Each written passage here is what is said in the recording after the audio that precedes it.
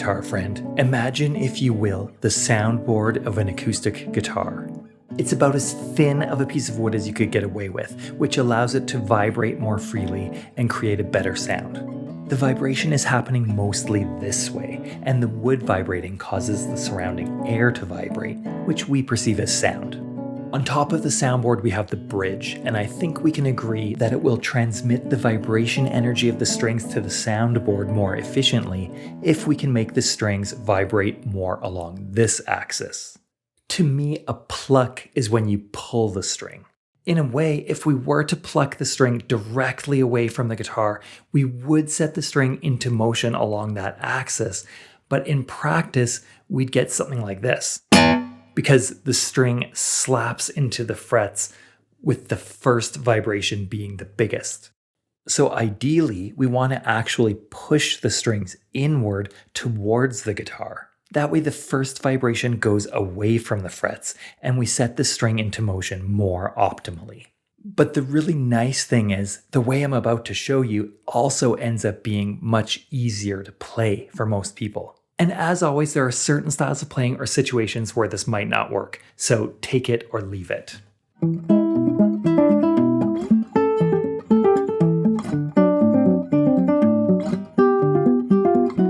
Now, I really wish I had just learned it this way first, because I spent probably about 20 years playing the exact way I'm about to recommend not to before I started to fix it.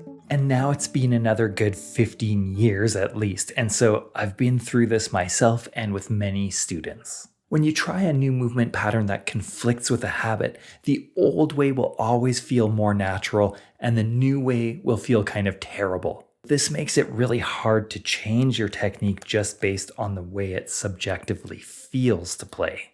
I spent more than a few years working on this, and I was making slow progress, but when I learned this practice trick I'm about to show you, then I got a lot of results more quickly. It kind of gives you training wheels that nudge you into a better movement pattern. Why do I keep saying this is easier?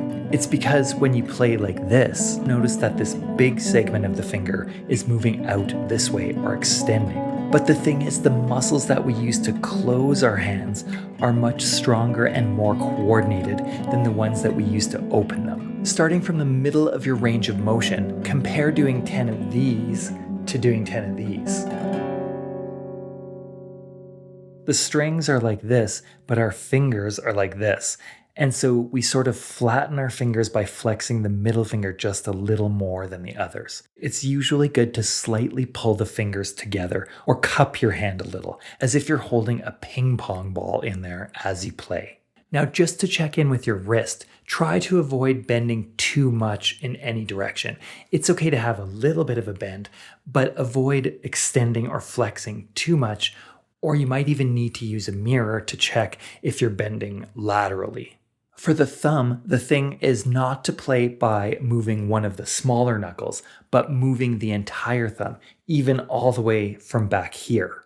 So you put your fingers I, M, and A on the first 3 strings, and then we're going to play a bunch of strokes on the 4th string with our thumb. And we can think of tracing little ovals in the air.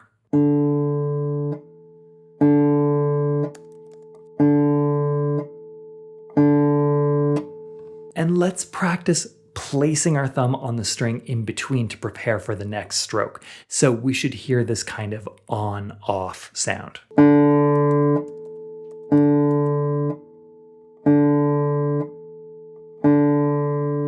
For the fingers, I think you shouldn't rely too much on the way it feels, because the new way always feels more unnatural at first. But basically that means you gotta really watch and monitor your strokes. And the main thing to look for is that your finger goes in this way and it keeps its arched shape. So you need to keep it just firm or rigid enough to overcome the resistance of the string. The thing about this exercise is that it's a little bit self-correcting. And so if you're trying to position yourself too far back this way or too close, then you won't have enough room to clear the next string.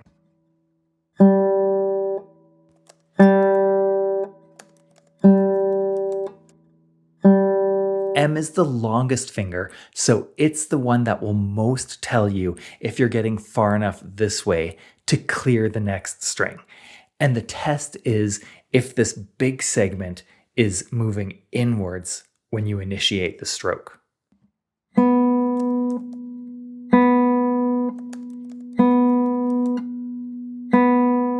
And then it's the same idea for the A finger. This one is a little harder to see, and so it can get up to a little more mischief. You might even want to set up a mirror or camera to monitor. And then just get some repetitions.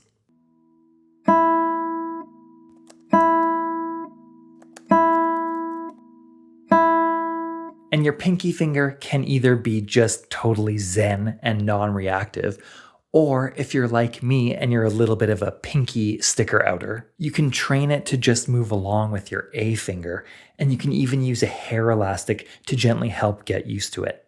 For people who don't think it's worth their time to address the pinky, just try wiggling your fingers when you're holding your pinky out and compare to just letting your pinky go along with the movement and see what feels more natural. This exercise cleverly helps us find the right movements, but in real life, we won't usually play with all the fingers down on the strings. So let's see how we can start to bridge the gap between this exercise and our more usual playing. I like to switch back and forth between the sort of training wheels version and the one where I'm floating above the strings. And I look for the same direction of movement and sense of stability that I had when I was on the strings.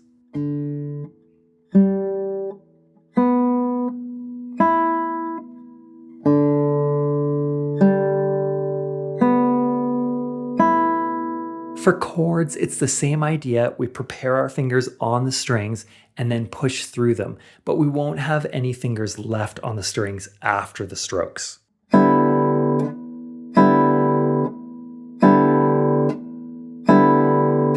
But try to keep this part of your hand stable to act as a base for your fingers as they push through the strings.